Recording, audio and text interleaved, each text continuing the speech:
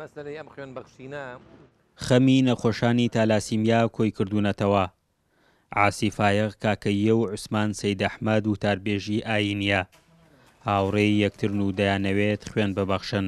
بەدەم بانگەوازی ڕێکخراوی بەخشین خوێن و ژیانەوە هاتوون کە ئەوانی ژەڵمەتەکەیان بە بۆنەی یادی لەدایکبوونی محەممەد پەیامبەری ئیسلامەوە ڕێخستووە. و لەگەڵ کاک عاسی کە یەکێکە لە کاکەیەکانی هەڵەبجە منی ڕۆک و زانایەکی پارێزگای هەڵەبجە ئیمام و خەتیبم لە مزگەوتی نور ئێمە لە ڕێگە کە هاتین من ئەوم بۆ باس کرد کە پەیامی ئیسلام پەیامی زیندووکردنەوەی بەشریەتە پەیوەندێکی لە مێژووی نەمانەیە لەگەڵ کاکەیەکان خەڵکانێکم بەڕاستی هاوڵێتیان خۆشە و ئێمە هیچ کاتێک نەبووتە هۆی ئەوەی کەوا خوا نەخواستە دووریەک لە یەک یان دژایەتیەک الحەمدوللا ژنم بۆ مارە بڕیون بەشداریم کردووە یەک لەو مامۆستایانە کە داوەتی کردم ڕاستی خەڵکێکی زۆری کاکەیەکان ئامادە بوون. بەڕاستی ئەم خوێن بەخشینە ئێمە بەبوونەی یادی مەولودی پێغەمبەری موسڵمانان بوو ئێمەش منیش و کاکەیەک پێم خۆش بوو بەشدار لەم هەڵمەتە لەم خوێن بەخشینە کە بەڕاستی ینی یەکێک لە پایەگرنگانی ئاینەکان بەخشین لە هەر شتێک تۆ بتوانانی پێبەخشی ئەمە چاکێکی زۆر گەورەیە بۆیە منیش پێم خۆش بوو ئەم خوێنە بەخشم.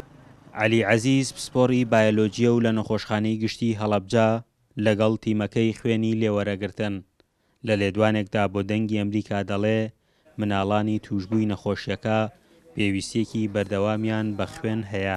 مناڵانی تەلاسیما تەبعاً ئەو چینەی کۆمەڵگەن کە ئەبێ هەمیشە سپۆنسەر بکرێن بە خوێنی جەستەی خەڵکانی کە خوێنی خۆیان لێ زیادە یا بەشی پێویست و زیادی خۆیان هەیە.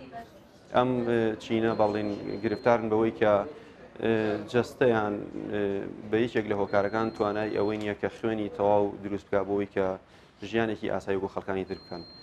ڕێکخراوی بەخشین خوێن و ژیان دەڵێن لە هەڵەبجە هیچ سەنتەرێکی تایبەت بۆ منداڵانە نییە. ویسمان بە هەموو ئاینەکان بڵێن هاوکاریان بن. ئەنی پردە لە نێوان خوێن بەخش و نەخۆشدا بۆیە هەڵمەتەکەشمان ڕاگەیان نەخۆشانی تالاسیما بەردەوام پێویستیان بە خوێنە ڕێژە و جیاوازی ویان هەیە کە دە ڕۆژ جارێت تا هەفتەیەک پێویستیان بە خوێنە بێت چکە بە بەردەوامی خوێنە سووتێنن. پێمان باش بوو لە هەردوو ئاینی کاکەی و ئاینی ئیسلام کە سەردەمێکە لە شارەکەی ئاژین نمونەی پێکەوەژیانن بۆ هەڵەبجە بۆ کوردستانیش ئێمەش بە بەخشینی خوێنان ئەو پێکەوەژیانە زیاتر تۆخکەینەوە.